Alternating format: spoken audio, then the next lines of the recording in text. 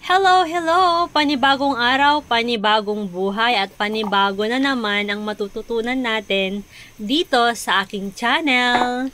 Kung gusto nyo lang naman na matutunan tong ginagawa ko ngayon po ay magluluto po tayo ng noodles. So, kung gusto nyong matutunan ang pagluluto sa mga bago at sa mga naghahanap ng bagong recipe, ay sana po please consider my recipe. So, keep on watching hanggang sa dulo po para malaman nyo kung ano yung mga nilagay ko dito sa noodles natin. So, yun nga kanina nakikita nyo may dough na dyan. Nagawa ko na. So, kung gusto nyo lang naman na magawa ako ng video para sa ating dough. So, mag-comment lang kayo dyan sa baba, guys, para gagawa tayo ng kung ano yung nilagay ko dyan, kung paano gumawa ng dough. So, ngayon, ipapakita ko lang yung mga ingredients ng ating noodles. So, ngayon, how to make the noodles, how to, flatten, and madali lang naman actually. At dyan nga, kung nakikita nyo yung aking dough dyan na flat na. So, kung may machine kayo na ganito, inire-recommend ko sa inyo to kasi alam nyo guys na maganda. May kasi dyan siya adjacent. Kung nakikita nyo dyan yung adjacent niya.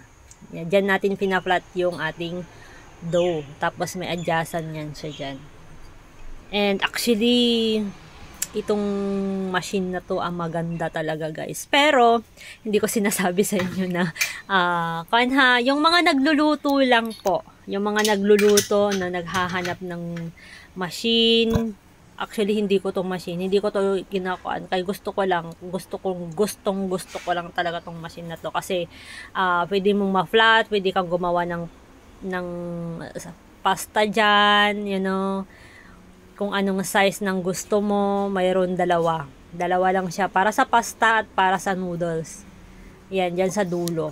Yung sa gitna, gusto ko rin yon kung magluluto ako ng pasta. So, ngayon kasi noodles yung gagawin natin, so dapat maliliit yung gagamitin natin. So, ganyan yung paglagay. Dapat i-make sure nyo na sakto siya. Ayan. Kasi pag hindi sakto, parang mahirap yata iyon. So, hahawakan lang po natin yung sa dulo. Ayan. Hawakan lang natin dun sa dulo. Tapos, kung nakikita nyo dyan ay iikot ko yan. Ayan. Iikot natin yan siya. So, ganyan. Sabi ko, ganyan yung paghawak. Yan. Para makita nyo. So, yan na. Iniikot-ikot ko na yan siya at lalabas na yung ating size ng ating noodles. I'm so excited. Ayan. So, ganyan siya, guys. Ayan. Kung sa matapos ito, talaga maganda. Maganda yung size niya. Ayan, ganan. Dun sa dulo, kung makikita nyo may nagbuhol-buhol. Ganun talaga yun, basta sobra. Kaya kailangan dapat sakto. Ayan, sakto. Sakto ako para sa'yo. Ay, hindi. Kuan na pala tayo. Take na pala tayo. Okay. So, ganyan siya, guys. Yan. So, di ba ang ganda? Ang ganda. Kung yun sa dulo, kung ayaw nyo, wag nyong ikuan. Kasi hindi naman maganda yung pagkakanya. Sobra kasi yan eh. Yan. So, ganyan siya kaliliit. Yan. Basta, same procedure lang. Tapos, lagyan natin yan siya ng flour, guys. Kasi pag hindi mo siya nilagyan ng flour, magdidikit-dikit yan siya. So, wag niyong sabihin, na ano yan, na, ay, kamay yung ginagamit. Of course, ano yung gagamitin natin pa? Saklang. So, ganyan. So, pwede natin gamitin talaga yung ating kamay. Kung may gloves kayo, actually, kailangan dapat maghugas tayo ng kamay. Don't forget. So, same proseso lang po. Kasi sabi ko kanina, kailangan hanggang matapos. nyo yung paghihiwa ng ating noodles. Ganyan siya. Yan. Ay, ang ganda. Kasi ganda. Yan. So, ang ganda, 'di ba guys? Pag nagluluto talaga kayo, masasabi nyo talaga ng ganda naman ng machine na to. Asan kayo makakabili nito? Ganon. Yan. So, ikikita nyo at nilagyan ko na naman yan siya ng flour. Ganyan siya guys. Ganyan lang yung proseso niya. At, dapat yung hindi naman as in ano yan, sobra-sobra na flour ha. Dapat yung makot lang talaga siya lahat. Ayan na siya. So, 3 tumpok lang yan. Ayan. Oh, ganyan siya guys. Gwapa, 'di ba? Oh. Ito na yung tinatawag ko na yung base. Soup base ko na yan siya. So, yun siya guys. Kung gusto nyong malaman kung ano yung nilagay ko doon, actually buto-buto lang yun ng chicken. No, ikakan ko sa inyo next time yun. So, yan. Nilalagay na natin yan sa mainit na tubig. Yung ating noodles. Kailangan dapat i-make sure natin na wag masyadong luto talaga na lutong-luto. Wag masyado rin na baka hindi nyo alam na half cook lang pala. Yung something makikita nyo na may kunting white lang siya sa loob ng ating noodles. Kasi yan eh. Kung gusto nyong i-try, kailangan yung sa kamay nyo, i-check nyo kung luto na ba siya. Kasi bawal din ng overcook. Bawal din yung hindi naluto. Dapat pwede siyang half cook. Kasi pag half cook kasi dapat kailangan yung ilalagay nyong sabaw ay kailangan na nagbo-boil talaga siya, as in nagbukal-bukal ba, ganon. So ayan, tinitesting ko yan dyan siya. Ayan, bawal kasi yung bawal yung overcook kasi pangit na siya pag nilagay nyo siya sa lalagyan or sa bowl. Tapos nilagyan nyo ng mainit na sabaw, mau-overcook siya. So, kailangan dapat sakto lang. Parang ako, sakto. Ay, cook pala yun. Okay. So, mag-proceed tayo dyan. Turn off na natin yung ating kalan. Tapos, ilagay na natin siya sa bowl. Yan.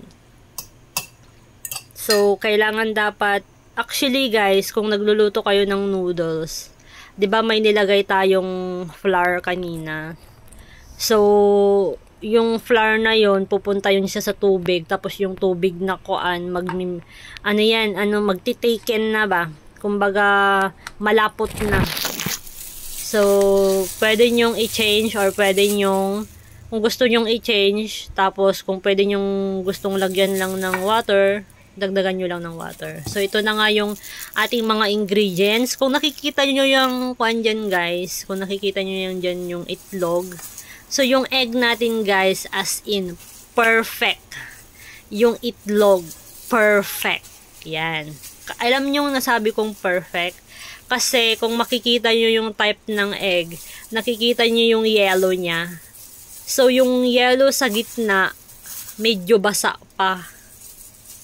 So, yan yung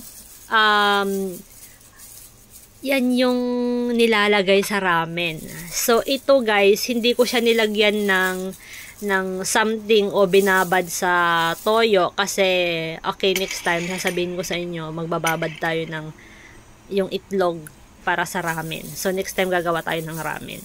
So, yung itlog na yan, sakto lang yan para sa ating noodles. Kasi, hindi naman yan ramen eh. Kung baga, noodles lang to. Noodle soup.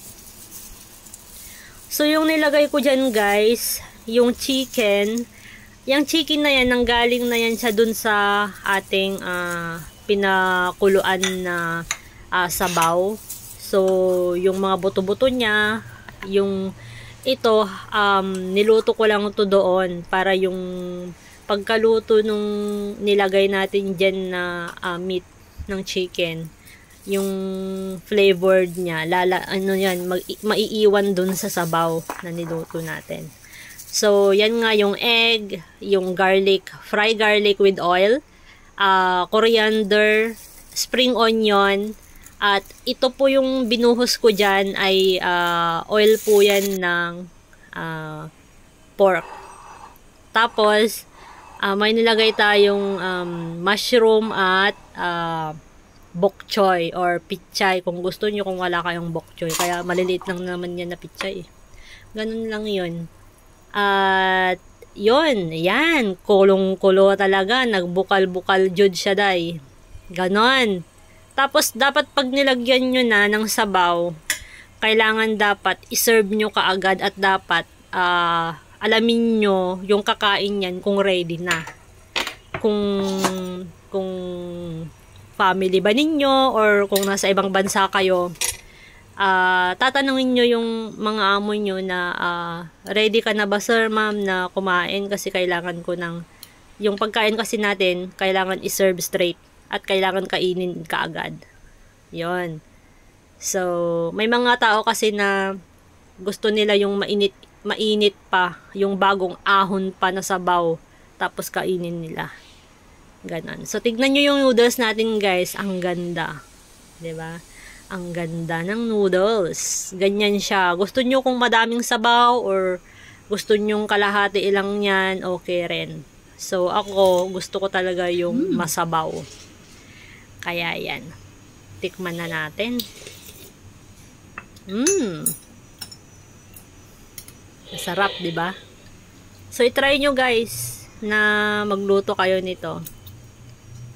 At mag-ask lang kayo guys or tanungin nyo lang ako sa comment section kung ano pa yung gusto nyong malaman about sa noodles na to. Maraming salamat guys! Thank you for watching. God bless everyone.